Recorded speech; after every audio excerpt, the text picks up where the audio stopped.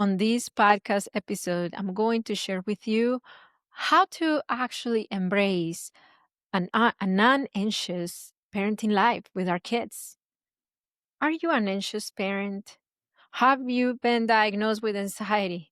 Well, if you're like, okay, Marcela, but I'm diagnosed with anxiety or ADHD or autism or OCD, I don't know how I could parent my children free from anxiety.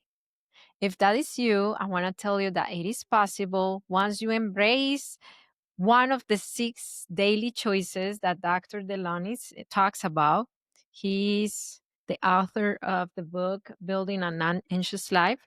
And we're going to talk about one of these 6 daily choices and how it brought so much peace to my life, considering that I am a mother who is autistic, ADHD, and diagnosed with generalized anxiety disorder.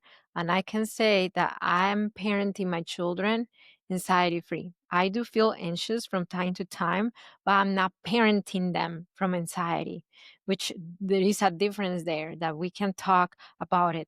Once you're done with this class, with this episode, you are going to have a lot of clarity of where to start moving towards to head on and address what's causing anxiety in your parenting so you can start building a non anxious parenting life with your kids.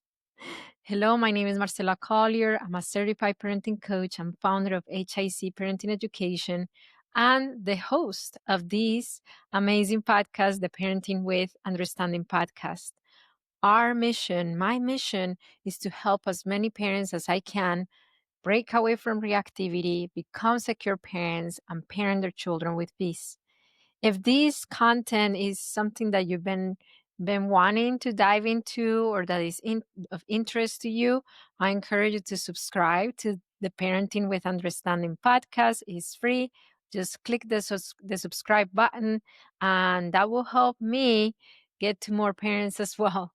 Okay, so let's talk about how to build an anxiety free parenting, considering that somebody might have told us you're diagnosed with anxiety, or maybe you have things going on in your life that make you anxious, or maybe you've been thinking all your life that you are an anxious person.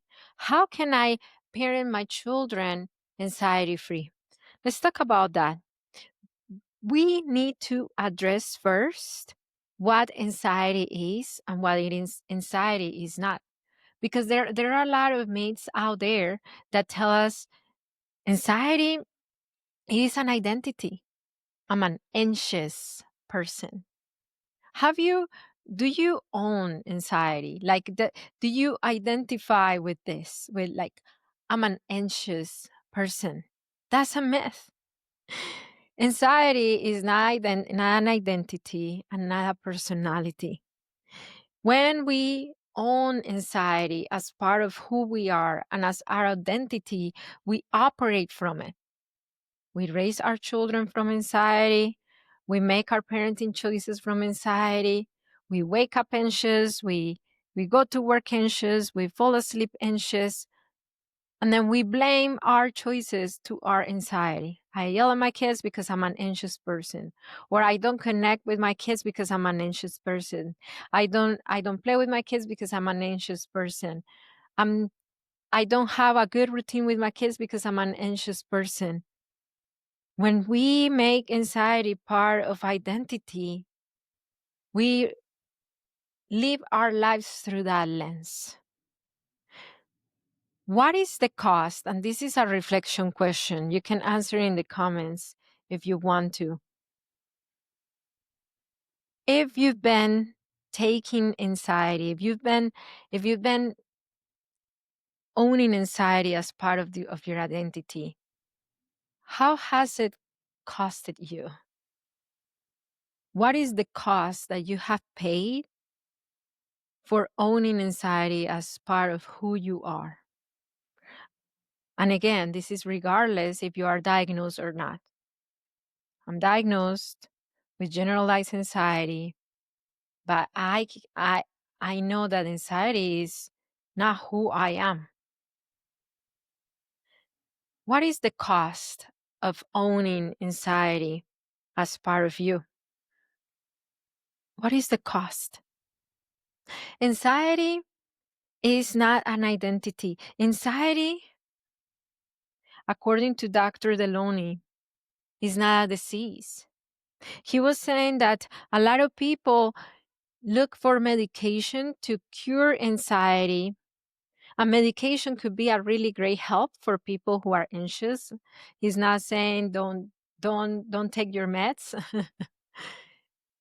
Meds took me out of a pit when I was dealing with postpartum anxiety. But this is the thing. Medication, according to him, is not the answer because it does not solve what's firing up the anxiety in the first place. Imagine as medication as floaties. It keeps you afloat, but it doesn't teach you how to swim. So what happens if the floaties are taken away and you don't know how to swim? So those floaties are there as you learn how to swim, as you learn how to navigate life, as you learn, as you develop skills. With our clients in parenting coaching, we develop emotional regulation skills. Emotional regulation skills is, okay, how can I navigate my feelings even if I don't have the floaties on? How can I navigate my feelings without being reactive to my kids, without blaming the reaction on the anxiety?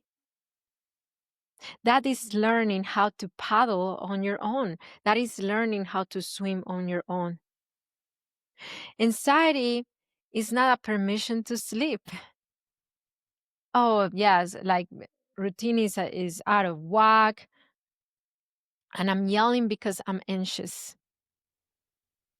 Because anxiety is not a permission to sleep.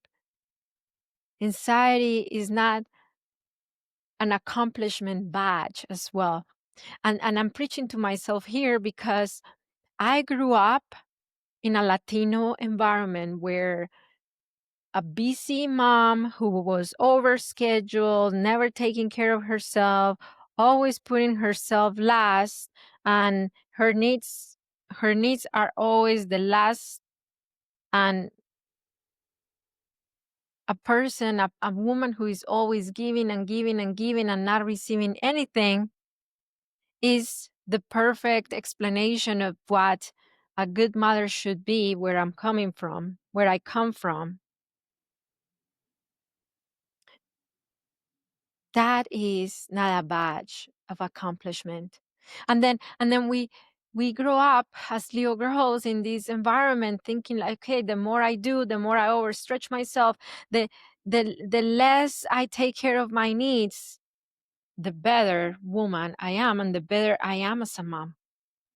And then we start competing to whoever does more and whoever who does more for their kids, or who gives them more. And we almost kind of like compete against each other to see who is the most anxious, who is the most stressed out, and that you should be a good parent if you're that. Anxiety is not an accomplishment badge. Anxiety is a flag. It is an alarm that just lets us know something's going on. Something's going on. But this is the thing. When we try to run away from the alarm or dwell in the alarm without addressing what's causing the fire, we perpetuate anxiety in our lives, in our parenting. This could come in the form of running away, denial. I was talking to a parent 2 weeks ago. She was telling me, but my ADHD 6-year-old son, he's very capable of putting on his pajamas. Even his little sister, even his 4-year-old little sister, is able. How come he doesn't do it? And you know what? I've seen him putting his pajamas on. How come he's not consistent and following that simple instruction?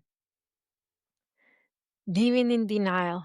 Living in denial brings up anxiety and helps and makes us dwell in it. She has not seen yet her child's needs. He's capable of putting his pajamas on, but because he has ADHD, he has a hard time being consistent with it. He has a hard time regulating his focus and not getting distracted with the other things that he sees in the room. And it makes sense why the 4-year-old neurotypical sister is able to follow through and he's not. But when we run away from what's causing the anxiety, we fall in denial. When we run away of what's causing the anxiety, we start controlling. You have to put your pajamas on every single day. You are old enough for me to even help you put your pajamas on. You are too old for this. Living in denial of what's causing the fire alarm to go off. The anxiety fire alarm keeps us anxious and makes us controlling. So what do we do here? Because we avoid or we dwell in it. We dwell in it all the time, thinking and worrying about how stressed out we are, catastrophizing. If he doesn't put his pajamas on now that he's 6, he's going to grow up to be this man who doesn't keep a job because he couldn't put his pajamas on when he was 6 years old. That's dwelling in it, not solving it, not solving the fire underneath it. So anxiety is a flag that comes to tell us something's going on. But when we deny it, run away from it, or dwell in it without addressing the fire, it keeps us reactive towards our kids. It keeps us controlling towards our kids. It keeps us shut down sometimes with our kids. If this is ringing the bells for you, what would it mean for you if you could get out of that space of denial or control? What would it mean to you to become a secure parent, even if you have anxiety sometimes? I have an invitation for you. I teach my coaching clients a 4-step system to break away from that reactivity. I put those 4 steps in a free class that you can access right now as we speak. It's on my website, hicparenting.com, hicparenting.com, or you can go to my social media, HIC Parenting or at Heimpad Club, and DM me the word peace25, and I will send you a free training with the 4-step system to stop reactivity and parent with peace. So let's keep talking about how to build an anxiety-free parenting by choosing one thing daily. And these are one of the 6 daily choices that Dr. Delonis talks about. And it is choosing reality. Choosing reality doesn't deny reality, it confronts reality. Choosing reality doesn't try to control reality to change reality. Choosing reality is acknowledging what it is as it is and seeing it as a starting point of your growth, not as something that needs to be fixed or as something that you need to run away from. So choosing reality could be going from My ADHD, my 6-year-old ADHD son should know how to put his pajamas on every single day, every single night, because I've seen him do it once. I know he's capable. It goes from that denial to I recognize that my ADHD son has a executive functioning disorder that makes it challenging for him to follow instructions consistently just because he has a hard time regulating his impulse control and his focus. So I'm going to teach him how to stick to his routine as I am aware, compassionate, and understanding that he needs help sometimes to follow through with his routine. That is what choosing reality looks like. And it frees us of so much anxiety because it stops us from controlling the environment and controlling our son to get him to do something that is outside of what he can do and he's capable to do. Imagine a parent who goes from controlling paradigm to acceptance, empathy, and guidance. Wouldn't it be so much freeing, anxiety free to have that mindset, to have that approach, to approach your child that way? Yeah. Choosing reality may look like going from you are a parent of multiple kids and you are trying to do all the things that you used to do when you just had one kid because you don't want to lower your standards, so you're overstretching yourself to the point that you are so exhausted, and at the end of the day you are yelling and snapping.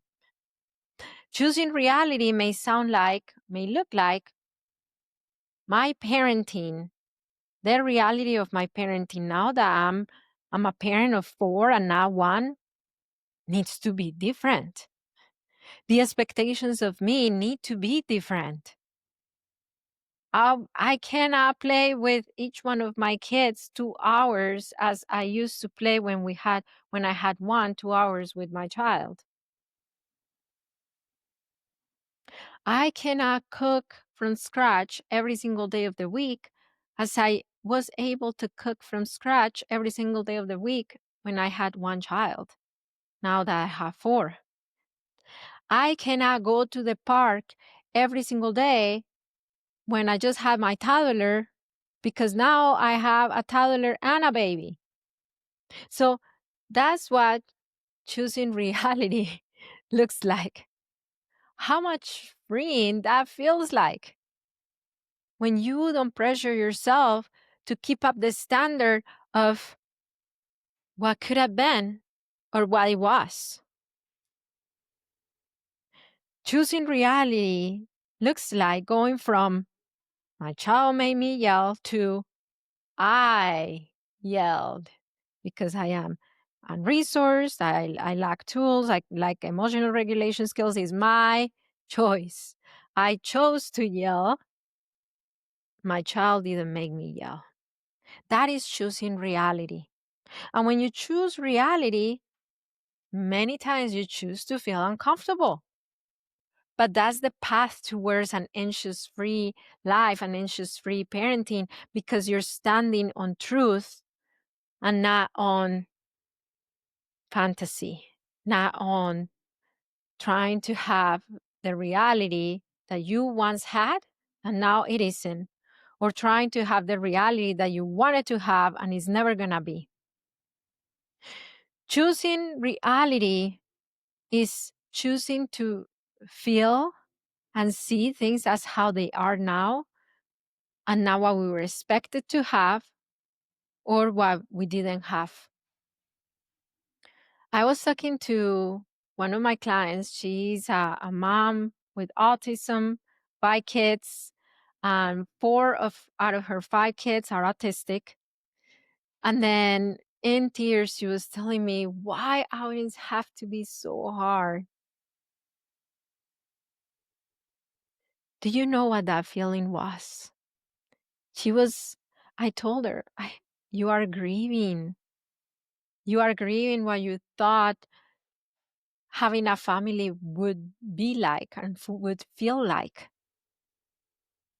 You are grieving the idea of having happy outings with your kids and going to Disneyland and everybody having a great time and eating popsicles, going on rides and going back home happy.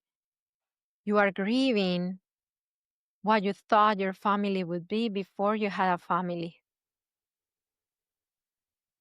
Now you see the reality of having 4 autistic kids and being autistic yourself and going on a family outing and things looking far from perfect, things feeling and looking far from relaxing.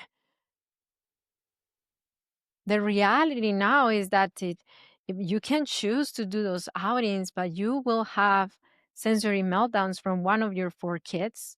You might have a sensory meltdown, possibly yes, possibly no, for being an autistic mom. You might need to cut the outing 4 hours short.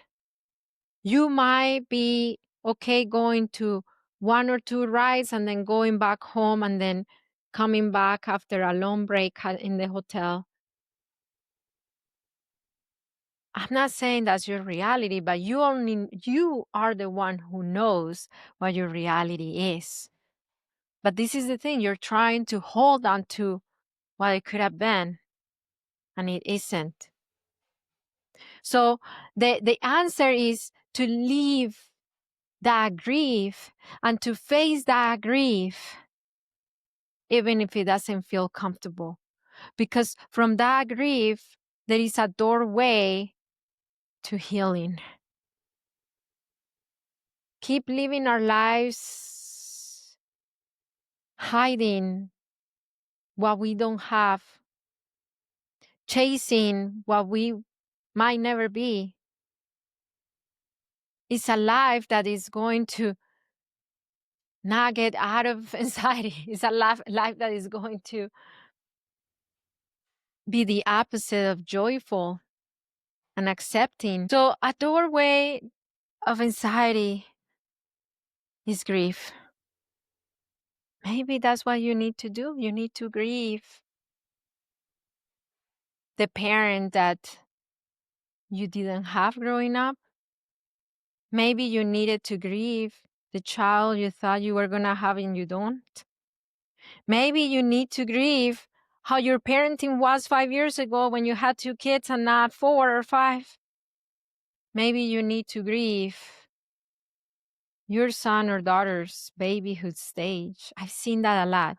I've seen a lot of parents who refuse to see their children as tween or teens because they're stuck in younger developmental stages.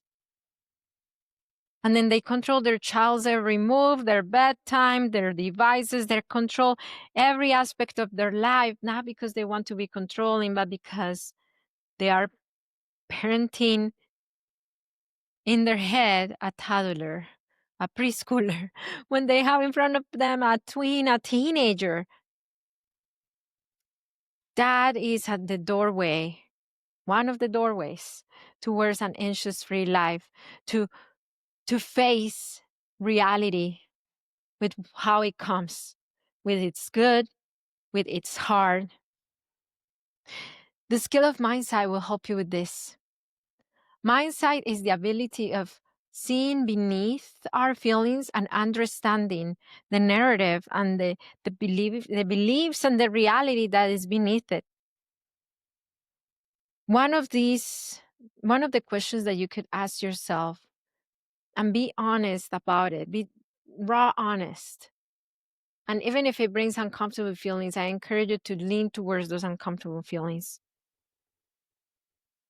How good is my relationship with myself? In reality, how good is your relationship with yourself? How good is your relationship with your children?